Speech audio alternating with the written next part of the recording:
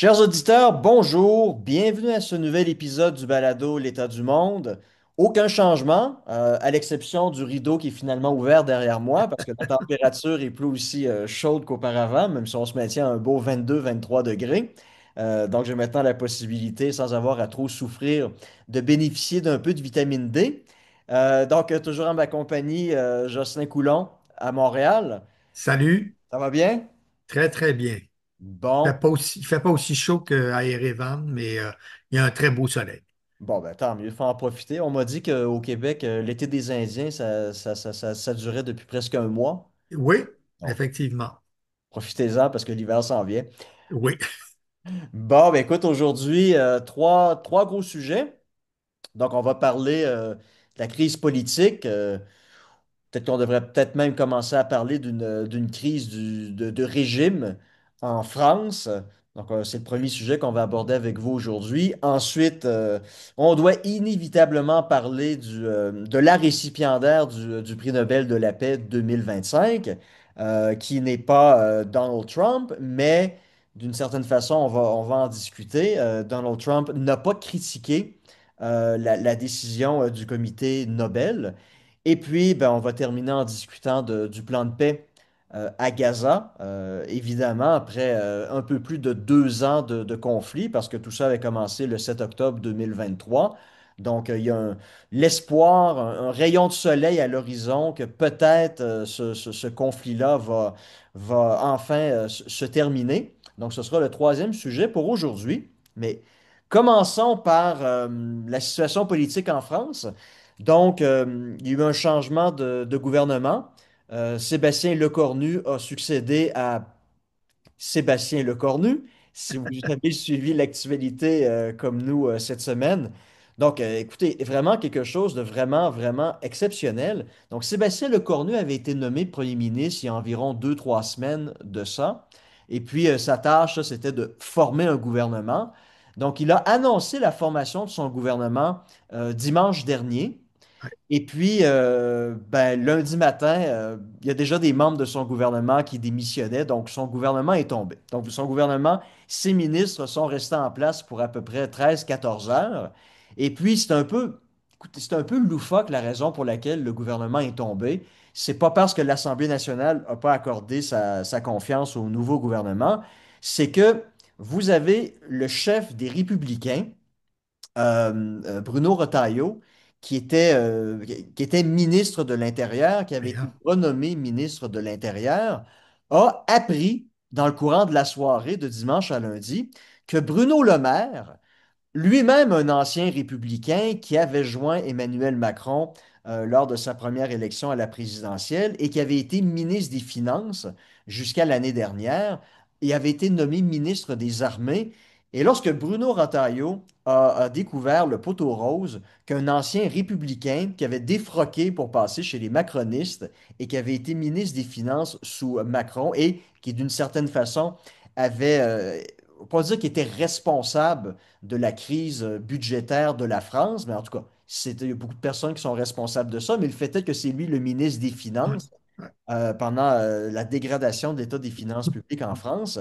Donc, il a immédiatement envoyé un texto à Sébastien Lecornu pour lui dire qu'il se retirait du gouvernement parce qu'il ne voulait pas que Bruno Le Maire soit son collègue. Et puis, ben, c'est ce qui a amené à la démission du gouvernement Lecornu 1. Et puis, vendredi soir, ben, Emmanuel Macron a renommé Sébastien Lecornu à la tête du gouvernement. Donc, Sébastien Lecornu va maintenant être En fait, il y responsable. a, en fait, il y a eu une petite chose, c'est que il a démissionné lundi, le gouvernement est tombé, et puis Macron lui a donné un autre 48 heures pour faire des consultations, pour voir s'il n'y aurait pas moyen de rabibocher tout ça. Et finalement, comme tu le dis, il a nommé le Cornu une deuxième fois. C'est ça. Donc, il avait donné une deuxième chance. Ça a pas, bon, ça fonctionnait pas. Puis finalement, ce qu'il lui aura donné par la suite comme nouveau mandat, ça a été, comme on appellerait, je pense, en Belgique, le rôle de médiateur ou de formateur. Ouais. On a essayé de trouver quelqu'un qui pourrait le remplacer. Puis essayer autant que possible de dégager une majorité à l'Assemblée nationale. Puis finalement, il a dû en conclure, faire rapport à Emmanuel Macron pour dire, ben, finalement, j'ai analysé la situation, puis tu sais quoi? C'est encore moi qui est le mieux placé pour trouver cette majorité-là. Mais écoute, à l'exception des Républicains et du bloc macroniste, du bloc central, tous les autres partis ont annoncé qu'ils allaient pas accorder leur confiance à Sébastien Lecornu. Donc, ce nouveau gouvernement-là est condamné à échouer. Et puis, ben, on va revenir à la case départ. La question maintenant, c'est est-ce que Emmanuel Macron va essayer de trouver un nouveau premier ministre, comme ça avait été le cas un peu cette semaine. On avait laissé sous-entendre que des Mm. personnalités politiques de la gauche ou du centre, Jean-Louis Borloo, qui est un ancien ministre politicien centriste, donc Bernard Cazeneuve, un ancien premier ministre du Parti socialiste, son nom circulait cette semaine à l'effet qu'il pourrait peut-être devenir premier ministre. Donc, le gouvernement Le Cornu 2 va tomber, c'est inévitable. Est-ce que Emmanuel Macron va donner une chance aux socialistes ou à un membre du Parti socialiste d'essayer de former un gouvernement? Si c'est le cas, fort peu probable que les républicains vont accorder leur confiance à un Voilà. socialiste. Fort peu probable que les gens de la France insoumise vont en faire de même, comme le Rassemblement national. Donc, les gens du Rassemblement national et de la France insoumise ont dit tous les deux que peu importe le gouvernement qui allait leur Ouais. être proposé, ils allaient voter la censure. Non, pour moi, c'est inévitable que la France se dirige vers des élections législatives. Il va y avoir dissolution de l'Assemblée nationale au cours des prochaines semaines. Et puis, donc, on peut simplement espérer qu'un parti va être en mesure d'obtenir, de dégager une Mm. majorité pour que maintenant, qu'il n'y ait pas photo. Emmanuel Et je me Macron demande, et à- je suis pas sûr que une législative va dénouer la crise parce que, admettons que c'est le Rassemblement national qui obtient le plus grand nombre de sièges sans avoir de majorité, mais c'est pas impossible qu'ils aient la majorité. Alors, on va se retrouver quand même avec une autre crise, c'est-à-dire un président désavoué par le vote législatif face à une Marine Le Pen ou à quelqu'un d'autre du Rassemblement national qui va dire au président, ben, vous n'avez plus la légitimité pour gouverner. Donc, démissionnez et le président du Sénat va devenir président de la République et organise une élection présidentielle. J'ai comme l'impression que la crise va se prolonger de cette façon-là, mais ça Bon, reste on à voir. verra. Parce qu'écoute, Jordan Bardella, lors des législatives de 2024, avait dit, je n'accepterai pas le poste de premier ministre à moins que le Rassemblement national ait une majorité de sièges. Alors, Donc, si la même logique est maintenue, si le ouais, Rassemblement national n'obtient qu'une pluralité des sièges, mais pas une majorité, ben, Bardella refuserait de devenir premier ministre. Et là, ça voudrait dire qu'on retourne à la case départ. Ce serait ben oui, du bloc central des Républicains, du Parti socialiste ou je ne ah, ouais, sais trop, ouais. qui serait appelé à devenir premier ministre et pourrait faire face à la censure. Ou, comme tu le dis, si le Rassemblement national obtient une majorité de sièges, moi, je pense que ça deviendrait inévitable pour Emmanuel Macron de démissionner parce qu'il a Ouais, bâti l'entièreté de sa carrière politique sur une opposition à Marine Le Pen puis au Rassemblement national. Donc, tout vous à fait. imaginez, après 8, 9, 7, 8 ans de pouvoir, être amené à nommer son pire ennemi politique à la tête Hmm, du gouvernement. Je veux dire, s'il était le moindrement conséquent avec lui-même, il n'y aurait pas le choix, mais il serait appelé à démissionner. Donc hmm. ça, bon, évidemment, tu le mentionnes, c'est un problème dont la France va avoir de la difficulté à se sortir. Maintenant, on critique beaucoup Emmanuel Macron, mais je vais me faire l'avocat du diable. Je pense, c'est sûr, c'est lui qui a créé la situation. En Oui, décidant de dissoudre l'Assemblée nationale à l'été 2024, après les élections européennes, comme on dit au Québec, c'est lui qui s'est mis dans la marde. ouais, Là, oui. maintenant, c'est à lui de s'en sortir. Puis on voit clairement qu'il y a de la difficulté à s'en sortir, puis il ne sera peut-être pas capable de s'en sortir. Je suis tout à fait d'accord avec cet argument-là. Par contre, le fait est que vous avez des députés français qui ont été élus il y a un peu plus d'un an, qui sont incapables de s'entendre Puis c'est pas simplement des divergences idéologiques, c'est aussi sur la base, on l'a vu en fin de semaine dernière, la base de toi, je t'aime pas, je veux pas que tu sois ministre avec moi. Donc Ouais. là, ils ont aussi une grosse part de responsabilité. Puis s'ils étaient vraiment, je veux dire, animés l'idée de défendre le bien commun, ils se diraient, bon, ben, on s'aime pas, on a des divergences d'opinion politique. Certaines sont plus importantes que d'autres, mais on a quand même l'obligation d'essayer de gouverner ce pays-là, de lui Mm. donner un budget. Donc, on devrait minimalement faire des efforts minimaux pour essayer de s'entendre, puis au moins former un gouvernement qui va être capable de gérer les affaires courantes sans nécessairement être obligé de trancher sur des questions un petit peu plus fondamentales, le temps que la situation politique se repose un petit peu, que les cartes qu'on rebatte les cartes à nouveau et qu'éventuellement un parti puisse obtenir une majorité. Parce qu'il faut aussi bien comprendre que si la France qui est en train d'entrer dans un cycle de problèmes systémiques comme ça, de l'émergence de différents partis qui sont incapables de s'entendre, de s'unir pour Entendre? dégager Mm. une majorité. Si à chaque fois que ça arrive, puis ça risque de se reproduire à nouveau au cours des prochains mois, des prochaines années, si à chaque fois que ça se produit, on dit au président de la République, ben, c'est de ta faute, il faut que tu démissionnes. Là, Mhm. à un moment donné, on est en train de détruire les institutions de la Ve République qui reposent sur l'institution du président, de la présidence. Puis ça, est-ce que la France veut entrer dans une logique comme celle-là, où à chaque Ouais. fois que l'Assemblée nationale n'est pas capable de s'entendre, c'est de la faute du président qui doit démissionner, puis Ouais. à tous les 6 mois, à toutes les années, il y a des élections présidentielles anticipées. On, Il y a tu sais, ça serait extrêmement problématique, puis je pense que on pourrait, c'est bon de, on- de rappeler aux gens que oui, Emmanuel Macron est responsable de la situation, mais que si on accorde trop de crédit à ce que les députés disent, ben ça risquerait peut-être d'envenimer la situation encore plus. Maintenant, on pourrait peut-être comparer la situation à la fin de la Quatrième République, à la fin des années 50, c'est-à-dire des gouvernements tous les 6 mois, et puis un système politique qui se délite face à une situation aussi économique difficile. Et là arrive le général de Gaulle qui impose la Cinquième République. Ouais. Alors, est-ce qu'il va falloir aller vers une Sixième République avec une nouvelle architecture institutionnelle? Le problème, c'est qu'en France, il n'y a pas d'homme providentiel. Il y Non, en c'est a ça. eu un en 1958, le général de Gaulle, et il était fortement contesté, faut-il le rappeler, Oui, oui. que ce soit par les socialistes de François Mitterrand ou d'autres.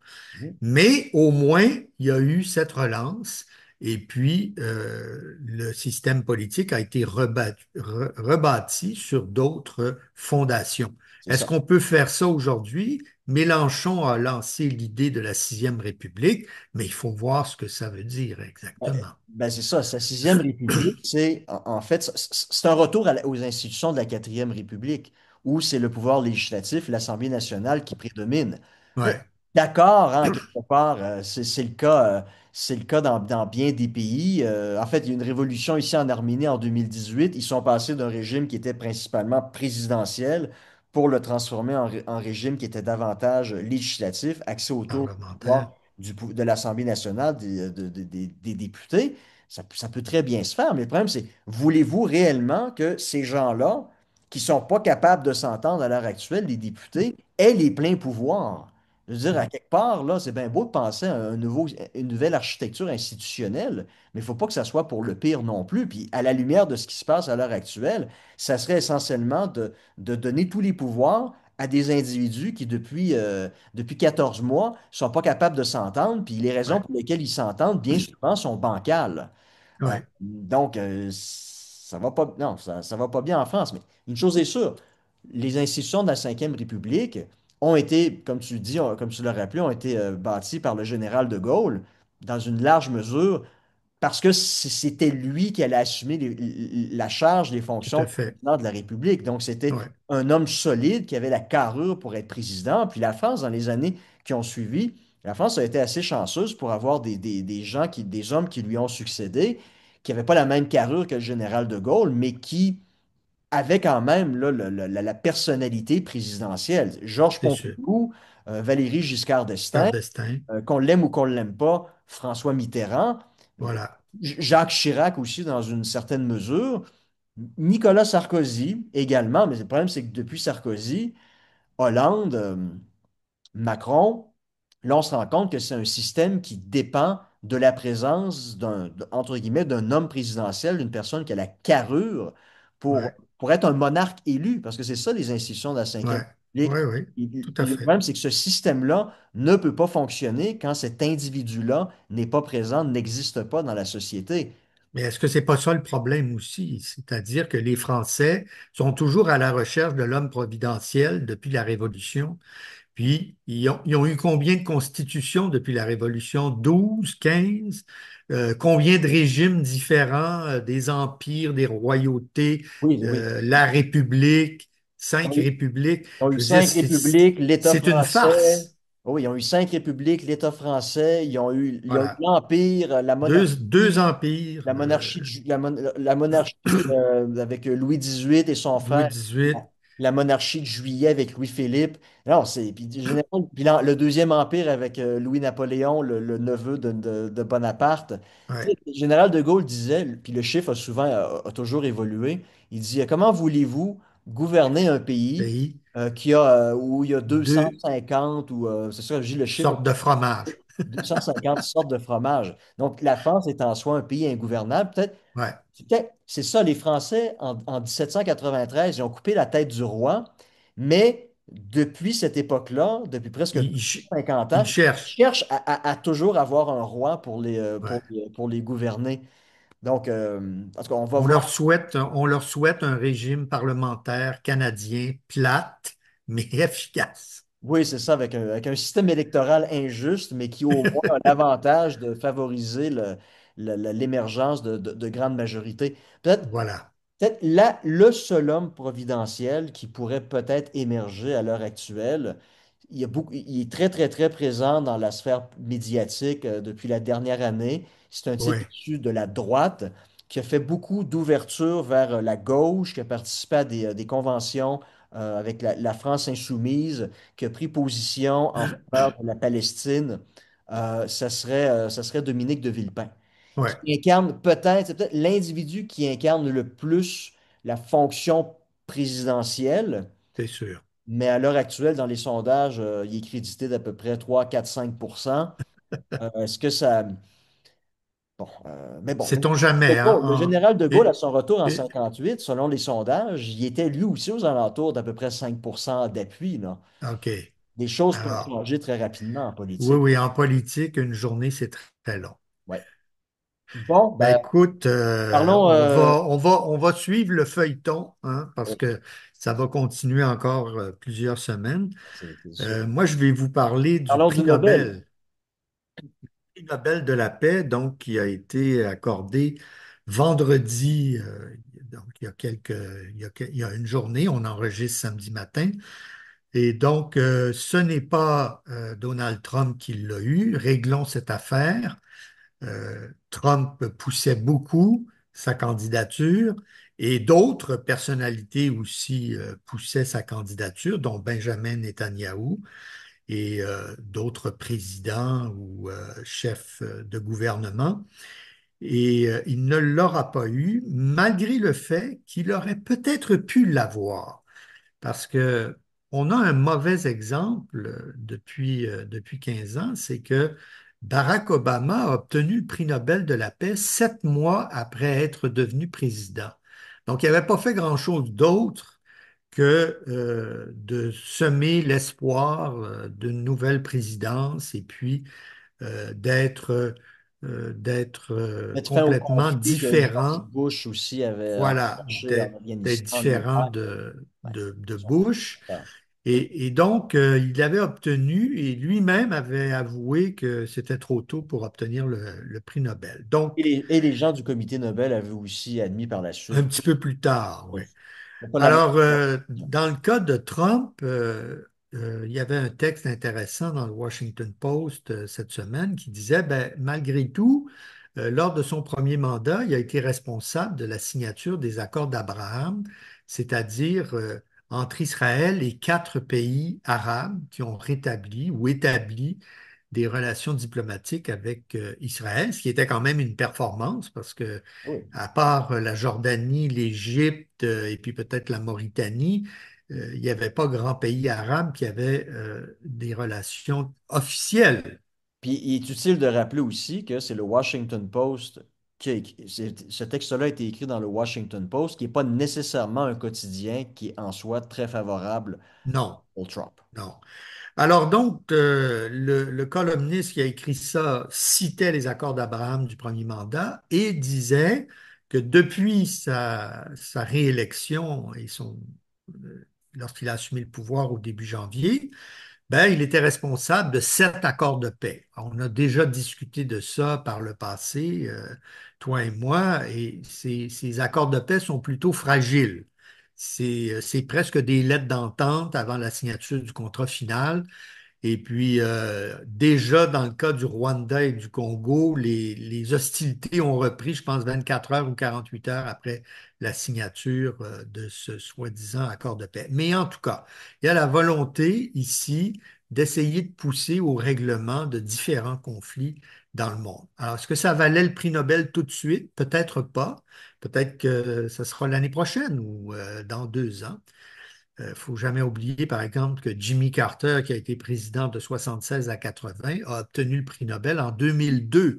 Je l'ai attendu, Alors, hein. ça a pris du temps, mais il y avait toute une œuvre à récompenser. Lui, c'était un vrai prix Nobel de la paix. Donc, pour nous, vendredi, Qui aurait certainement dû recevoir en 78, 79, là, les accords entre Israël et l'Égypte. oui, C'est effectivement, lui mais qui... comme on le donnait à Sadat et à Begin, est-ce qu'il fallait le donner à Carter à ce moment-là? Bon. Alors là, c'est Maria Machado, qui est une chef de l'opposition au Venezuela, toujours au Venezuela, dans la clandestinité, et qui est une opposante du premier jour du gouvernement d'Hugo Chavez. Donc, ça remonte déjà à une vingtaine d'années. Et puis ensuite, une opposante de Maduro. Alors, c'est une femme qui est classée à droite, certains la classent à l'extrême droite. Elle a des accointances avec certains partis radicaux de droite en Europe ou en Amérique latine, mais en même temps, elle défend toujours les mêmes idées sur la liberté, sur la démocratie, sur les droits humains. Donc, elle a C'est obtenu une ce... opposante historique à un régime autoritaire, là. Ah, tout à fait. Ça c'est indubitable. Et donc, elle obtient ce prix Nobel. On peut se demander d'abord si elle va être en mesure d'aller le chercher. Bon, les gens quittent le Venezuela, mais il y en a qui ne reviennent pas parce que c'est très difficile. Elle pourrait évidemment aller chercher son prix Nobel qui sera accordé, qui sera distribué, remis, pardon, le 10 décembre prochain, comme c'est la coutume des prix Nobel. Donc, on verra la suite des choses. Est-ce que ça peut ébranler le régime en place? Si je me fie au prix Nobel antérieur, non. C'est pas des récompenses qui ébranlent les régimes. Et je me suis amusé, avant qu'on entre en ondes, à regarder qui avait obtenu un prix Nobel lorsqu'il était opposant Ouais, au puis régime en place. on Parce pourra que de nombreuses personnalités ont obtenu le prix Nobel depuis sa fondation au début du 20e siècle, mais c'était pour des grandes causes mondiales, sur c'est la ça, paix. avant le début d'enregistrement, on a fait une typologie des Voilà, différentes catégories d'individus qui, dans le passé, ont reçu des prix Nobel de la paix. Donc, dans le cas de 2025, ça entrerait dans la catégorie opposants politiques, voilà, opposants à des régimes totalitaires ou autoritaires ou qui ne sont pas favorables à la liberté. Donc, ça serait une première catégorie. Vous auriez ensuite des gens ou des organisations internationales qui pourraient entrer dans la ouais, catégorie à la défense de grandes causes. c'est ça. Donc le féminisme, par exemple, Malala, la petite Afghane qui avait reçu le prix Nobel, elle, ça a été pour la défense là, des droits des femmes. Des C'était pas une femmes, opposante politique parce que c'était non, les talibans qui étaient au pouvoir en Afghanistan. Et vous auriez aussi la grande catégorie chef d'État de gouvernement qui ont contribué à la ratification de grands accords de paix, des accords internationaux ou qui ont facilité le règlement de conflits, comme Lester B. Pearson, par exemple. Voilà, ou Henry Kissinger, le Ducto, Willie de Klerk et Nelson Mandela. Il y en a eu plusieurs comme ça. Donc, je me suis intéressé à cette question d'accorder un prix Nobel à un opposant. Et on voit bien que ce n'était pas le cas jusqu'au début des années 60. Comme on vient de le dire, on accordait le prix Nobel à des individus pour des grandes causes. Mais en 1960, Albert Lutuli d'Afrique du Sud, dans sa lutte contre l'apartheid, obtient le prix Nobel de la paix. Il est suivi par Martin Luther King et puis ensuite Andrei Sakharov en Union soviétique, Pedro Esquivel en Argentine en 80, Lech Walesa en 83. Et tout d'un coup, en 1989, on commence à accorder plus régulièrement le prix Nobel à des opposants. Et donc, depuis 1989, il y a eu 10 récipiendaires du prix Nobel qui étaient des opposants déclarés au régime. Et la plupart d'entre eux, en fait tous, je crois, vivaient dans le pays où ils défendaient évidemment les droits humains et, euh, et la démocratie. On peut penser par exemple à Rigoberta Menchú de la Guatémaltèque en 1992, en 1991 Aung San Suu Kyi de Birmanie. Alors, elle, ça l'a un peu aidé. Elle a été élue Premier ministre, mais finalement, la junte militaire est revenue au pouvoir, l'a mis en prison, et on n'entend plus parler d'elle depuis sa dernière. De mémoire, elle a elle-même par la suite, lorsqu'elle est devenue première ministre, elle a elle-même été accusée d'exaction contre l'opposition. Et contre une minorité, les Rohingyas, par exemple. Alors, ensuite, vous avez eu Shirin Ebadi en Iran en 2003. Ça avait été bien accueilli à ce moment-là parce que le régime était plutôt, entre guillemets, libéral, mais ça n'a pas pris de temps que Mme Ebadi a dû quitter le pays et se réfugier. Et ensuite, vous en avez eu toute une autre collection en 2010, en 2021, en 2022, en 2023 et là en 2025. Donc, il y a comme une accélération, je ne sais pas si ça va se poursuivre, de nommer des opposants qui reçoivent très légitimement le prix Nobel de la paix. Et parfois, ça fait avancer les causes, parfois, ça ne donne rien. Non, c'est ça. Il y a un pattern depuis les 30 dernières années. Ouais, Par exemple, si Trump avait dû obtenir le prix Nobel de la paix pour avoir facilité le règlement de conflits, ouais, signature d'accords de paix, il aurait été le premier récipiendaire depuis Yasser Arafat, Yitzhak Rabin et Shimon Peres en ouais, 1994. ouais, Donc, plus de 30 ans, 31 ans, il se serait espacé entre ouais, les gens de cette catégorie-là. Donc, il y a un pattern, clairement, qui a entré en ligne de compte, probablement. Puis aussi le fait que, bon, ben, tu sais, Trump, c'est un personnage, vous l'aimez ou vous ne l'aimez pas, il n'est pas blanc comme neige non plus. Puis je pense aussi le fait d'être aussi explicite, je veux le prix Nobel, je oui, mérite le prix Nobel. Tu sais, à oui, quelque part, c'est comme quelqu'un qui passe une entrevue, puis à la fin de l'entrevue d'embauche, dit aux membres du comité, Hey, ça s'est bien passé aujourd'hui, hein, c'est clair que vous allez me donner la job, là. Et puis le lendemain, envoie un courriel à tout le monde des membres du comité pour leur rappeler, Hey, je mérite la job, je mérite la job. Si vous ouais. faites ça, ça se pourrait très bien que C'est, vous ayez pas la job, là. ouais, ouais. Donc, il y avait cet Maintenant, aspect-là qui a probablement aussi pas joué en sa faveur. est-ce qu'il n'y a pas un danger d'une politisation extrême du prix Nobel? Parce que avant, on avait des individus plutôt consensuels. Là, on a des opposants.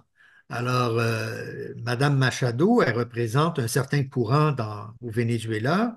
Est-ce qu'il est majoritaire? Est-ce qu'il est minoritaire? C'est difficile à dire compte tenu des résultats des élections. Est-ce qu'ils sont fiables? Même chose lorsque Madame Ebadi en Iran a obtenu le prix Nobel. Alors donc, il faut faire attention. On va voir la tendance que ça prendra dans les prochaines années. Oui, oui, oui. Puis ça, Voilà. de mémoire, je pense que les seuls opposants politiques qui ont obtenu le prix Nobel et que ça a contribué à faire changer les choses, ça serait Martin Luther King. Oui, On peut dire lorsqu'il a obtenu la cause des Afro-Américains aux États-Unis était quand même largement avancée. Le président Lyndon Johnson avait déjà signé les projets de loi pour mettre fin à la ségrégation. Donc on peut dire à ce moment-là, c'était peut-être plus un prix Nobel pour reconnaître la contribution à Martin Luther King pour une cause qui était déjà à ce moment-là acquise bien engagé. Oui, bien engagé. Et Lech Walesa, ce serait oui, le deuxième exemple qui me viendra en tête. Euh, je pense que ça a vraiment contribué en Pologne à l'effritement, l'effondrement de oui. la légitimité du régime communiste Ça, du ça a maréchal. pris quelques années. Il l'a Ça, obtenu en 83 le régime et s'est effondré fin des années quelques années plus. 88-89, le régime Voilà, de voilà. Jaruzelski. Mais je pense que ce qui a véritablement fait la différence dans le cas polonais, ça a été l'intervention de Jean-Paul II. Donc, on se souviendra qu'il était lui-même Bien polonais. sûr. Et s'il y a un peuple qui est plus catholique que le pape, c'est le peuple polonais. Donc, probablement que ça a été un facteur, Lech Walesa, évidemment, mais je pense que Ouais. le gros facteur qui a contribué à l'effritement de la légitimité du régime communiste dans les années 80, c'est Jean-Paul II. D'ailleurs, Jean-Paul II racontait, lorsque le maréchal Jaruzelski, qui dirigeait le régime communiste en Pologne, l'a rencontré, je veux dire, il était intimidé. Même si c'était un communiste et techniquement, il devait être athée, Ah, ça restait un catholique. Il bien était sûr. intimidé et il a demandé à Jean-Paul II, dites-moi, tu sais, qu'est-ce que je peux faire pour mériter ma place au paradis? Jean-Paul II, il a répondu, tu mets fin au régime communiste. Jean-Paul II n'avait pas la langue dans sa poche, puis, mais voilà. Donc, est-ce que en Voilà. Venezuela, ce prix Nobel-là va changer quoi que ce soit? Il va falloir attendre pour voir si Oui. ça va être comme pour Lech Walesa ou Martin Luther King. Parce il y a des enjeux importants au Venezuela. C'est la première réserve de pétrole au monde. Donc, on comprend que Maduro et sa gang s'accrochent après le pactole, là. Et de l'autre côté, il n'y a pas juste Madame Machado, il y a toutes sortes d'intérêts économiques et politiques. Alors, ça peut être Ouais. difficile. Donc, Bon, ben, voilà ce que j'avais à vous dire là-dessus. maintenant, Je- parle-nous de l'accord de paix à Gaza. Ben là, l'accord de paix, hein, c'est beaucoup dire, mais bien sûr, c'est quand même une avancée. Euh, Au moment où on se parle, samedi matin, il y a un cessez-le-feu depuis presque 24 heures et les Israéliens ont commencé à se retirer de la bande de Gaza. Ils devraient à terme ne plus contrôler que 50% du territoire. Et en même temps, il y a une partie de la population gazaoui qui avait pris le chemin du sud, qui a décidé de revenir vers le nord, et particulièrement à Gaza City, qui n'a peut-être pas été rasée comme d'autres villes l'ont été sur le territoire gazaoui. Donc, quelque chose de positif qu'on peut mettre au crédit, bien sûr, de Donald Trump pour avoir eu la volonté surtout de pousser Netanyahou suite à la bourde de Netanyahou qui a bombardé, qui a tenté de tuer les négociateurs du Hamas au Qatar. On dit que c'est l'événement qui a déclenché tout le processus. Euh, Peut-être qu'on reviendra à des explications un peu plus terre à terre, mais en tout cas, les choses vont bien pour l'instant, parce que tu le sais, dans cette région-là, tout peut se retourner assez rapidement. Alors, en échange de la libération des otages qui devrait intervenir dimanche, lundi ou mardi. Il y aura quelques 2000 Palestiniens qui sont emprisonnés, qui devraient être eux aussi libérés au fur et à mesure. Ça, c'est la première phase. On n'est pas rendu à ce qui est le plus dur, le plus difficile à mettre en œuvre. Et on peut dire qu'il y a quatre éléments ici.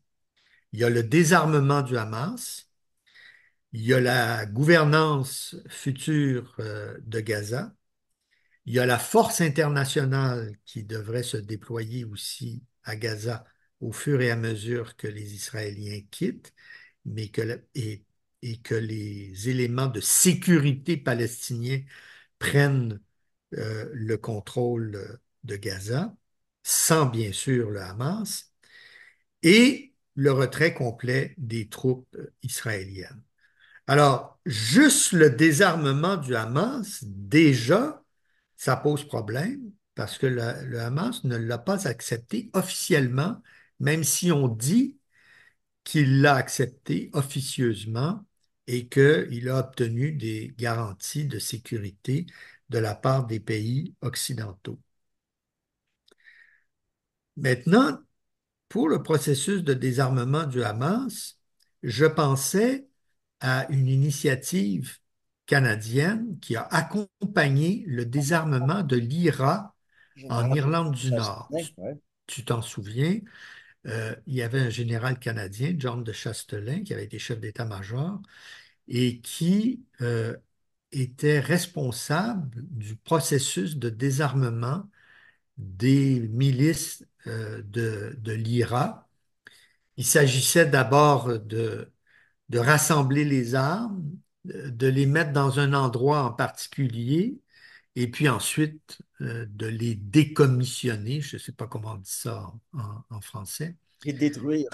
les détruire les unes après les autres, tout en accompagnant le processus politique aussi en Irlande. Alors, est-ce qu'il y a ici un parallèle à dresser? Est-ce qu'il y a des leçons apprises dans le désarmement d'une milice en particulier?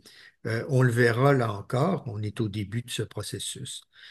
La future gouvernance de Gaza, là aussi, on rentre euh, dans dans une inconnue parce que d'après le texte, Gaza serait gouverné par des technocrates palestiniens qui seraient sélectionnés par une espèce de conseil d'administration dirigé par nul autre que Donald Trump, avec siégeant à ses côtés Tony Blair et d'autres personnalités internationales. Est-ce qu'il va y avoir un clash dans ce conseil d'administration sur le choix des Palestiniens en question? Peu importe qui va être choisi, il y aura un problème de légitimité politique parce que Ben oui, pas l'autorité d'élection. l'autorité palestinienne fait 20 ans qu'ils n'ont pas eu d'élection. Donc, quelle est Voilà. la légitimité, par exemple, de Mahmoud Abbas ou actuellement de nommer des gens qui pourraient Mais siéger sur ce conseil d'administration alors que lui-même, ça fait 20 ans qu'il n'a pas été réélu. alors, tu as, cet obstacle-là, mais Netanyahou dit l'autorité palestinienne n'a pas à participer au processus de sélection. Est-ce que c'est dans le texte? Pas tout à fait. Est-ce que c'était dans les discussions? On ne le sait pas. Alors là encore, on est un peu dans le brouillard. De toute Mais façon, donc, il peu faut bien importe qui va les choisir, ils n'auront pas de légitimité ils politique. n'auront pas de légitimité, mais il faut qu'ils aillent sur place, il faut qu'ils s'installent, il faut qu'ils commencent à gouverner. Et gouverner quoi? Un tas de ruines. Euh, Ensuite, il y a toute la question de la reconstruction qui viendra un petit peu plus tard, mais qui ne doit pas attendre éternellement, parce qu'il y a 2 millions de Palestiniens qui vont chercher un toit en ce moment. Puis on sait très bien aussi qu'historiquement, il y a toujours eu une corrélation entre pauvreté et terrorisme. Donc, c'est dans l'intérêt des Israéliens et aussi des Palestiniens, de l'autorité palestinienne, de reconstruire le plus rapidement possible. Sauf Euh, que tu le sais, la reconstruction, ça pose des problèmes sur le financement, le contrôle de l'argent, la sélection des entrepreneurs, etc., etc. Mais on n'est pas sorti de l'auberge là-dessus, là. non, non, non. Donc, Puis on en a pour le des con- décennies. Oui, puis le contrôle sur ce qui est envoyé dans la bande de Gaza, tu sais, les gens se souviendront du stade olympique à Montréal. Les entrepreneurs de l'époque, lorsqu'ils construisaient le stade, étonnamment, ils se sont tous fait construire là, des belles piscines en béton dans leur cour arrière, là. Le Ouais, problème aussi, c'est dans la bande de Gaza, les fameux, ouais, les aqueducs, les tuyaux, on sait très bien que ça avait été utilisé par le Hamas pour fabriquer des missiles Qassam. Donc, ouais. n'importe quoi qui historiquement a été envoyé dans la bande de Gaza a très souvent été détourné par les terroristes du Hamas pour fabriquer des bombes, des tunnels. Donc, on s'entend que les Israéliens vont être plutôt réfractaires à envoyer comme ça, sans vérification, n'importe quelle pièce Ben, de... c'est pour ça qu'il y a ce conseil d'administration. Il va falloir regarder qui siège et qui va être responsable de la reconstruction. Les forces internationales à Gaza, ça serait composé de qui exactement? On parle de pays arabes et musulmans, sans doute. Elles vont se déployer comment? Avec quel mandat exactement? Comment vérifier les violations? Comment les sanctionner? Bon, j'ai encore un problème de batterie. Moi, je ne comprends pas pourquoi. En tout cas, alors j'espère. Est-ce que tu es toujours là? Oui, oui, oui, oui. OK, parfait. Juste toujours. Alors, On a presque terminé de toute façon. très bien. Et donc, après ce processus, qui va prendre quand même quelques années, Israël devra se retirer, mais se retirer complètement ou elle va garder quand même un pied dans la bande de Gaza. Et on n'a rien dit encore de ce qui se passe en Cisjordanie, où les colons continuent à coloniser le territoire, où il n'y a pas d'option politique qui pourrait déboucher sur un État palestinien. C'est quand même dans les 20 points cette idée d'État palestinien, même si on n'en fait pas une priorité absolue. Alors voilà, Ben, écoute, euh, merci. Écoute, j'ajouterais simplement, tu en as fait mention, la question des armes. Est-ce que la Hamas va rendre ses armes comme les milices de l'IRA l'avaient fait dans les années, à la fin des années 90, dans le cadre des accords du Vendredi Saint? Moi, écoutez, il y a un des porte-parole du Hamas qui a déclaré il y a quelques jours, puis je cite, que les armes de la résistance sont une ligne rouge tant que l'occupation se poursuit, qui ne peut être discutée que dans le cadre d'une solution politique garantissant la création d'un État palestinien indépendant avec les frontières de 1967. alors là, c'est beaucoup, là. C'est beaucoup demandé Donc, parce qu'on s'entend que c'est depuis beaucoup demandé. 1967, la géopolitique a évolué Tout à énormément. fait. Puis Tout si à vous fait. avez, mettez-vous dans la peau d'Israël, si vous avez des entités qui soit adhèrent au terrorisme ou refusent de reconnaître le droit d'Israël à exister, ben c'est normal pour Israël de vouloir conserver des zones tampons pour se prémunir Voilà. d'une éventuelle attaque. Tu sais, c'est pas dans ces circonstances-là qu'Israël va redonner le plateau du Golan à la Syrie. Et la seule exception, ça a été l'Égypte. Mais l'Égypte, après la guerre des 6 jours en 67, le désert du Sinaï a été conquis par Israël. Et ce n'est qu'après que l'Égypte, El-Sadat, ait reconnu le droit d'Israël à C'est exister sûr. et à promettre de ne plus jamais faire la guerre à Israël, qu'Israël a En, accepté de rendre cette zone tampon au... en même temps, c'était facile de se débarrasser du désert du Sinaï. c'est sûr, À ma connaissance, il n'y avait pas beaucoup de colonies israéliennes et beaucoup de sable, beaucoup de il y tuyaux. avait, voilà, et il y avait tout un processus de retrait qui a mis des années parce que le Sinaï a été découpé en zones et puis l'armée égyptienne est rentrée dans les zones d'année en année. Et la frontière était bien gardée, il n'y avait pas d'attaque sur Israël, alors qu'évidemment, en Cisjordanie, c'est plus compliqué. C'est sûr. Jérusalem-Est est revendiquée par les Palestiniens comme la capitale. Mhm. Officiellement, Jérusalem est une ville internationale. Mhm. Alors, enfin, Non, je pense qu'on a du travail et on va continuer à en parler longtemps, mon cher ami. oui, comme ça fait 80 ans que cette question-là occupe Voilà. l'espace politique. Je pense que ça, c'est le cas exemplaire, le cas concret d'un conflit qui se réglera jamais.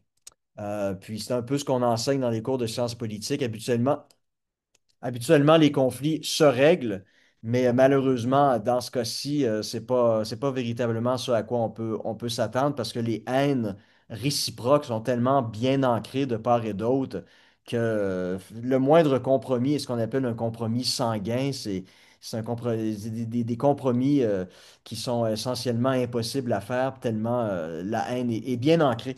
Donc, écoutez, ben, malheureusement, comme vous avez vu, je pense que l'ordinateur de Jocelyn, sa batterie est morte, donc c'est la raison pour laquelle il nous a quittés sans nous dire au revoir, mais il ne faut pas lui en tenir rigueur. C'est un problème informatique, mais ça tombe bien. De toute façon, l'épisode de cette semaine est terminé. Donc, en mon nom personnel et au nom de Jocelyn, je souhaite à toutes et à tous une agréable semaine et puis ça nous fera plaisir de vous revoir pour un nouvel épisode la semaine prochaine. Sur ce, au revoir.